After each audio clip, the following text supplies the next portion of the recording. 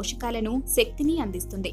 దీనిని మీ ఆహారంలో ఒక భాగంగా చేర్చుకోవడం వల్ల అనేకమైన ఆరోగ్య ప్రయోజనాలను పొందవచ్చు. పాలకూరలో ఉండే విటమిన్ ఏ మన కంటి చూపును మెరుగుపరుస్తుంది.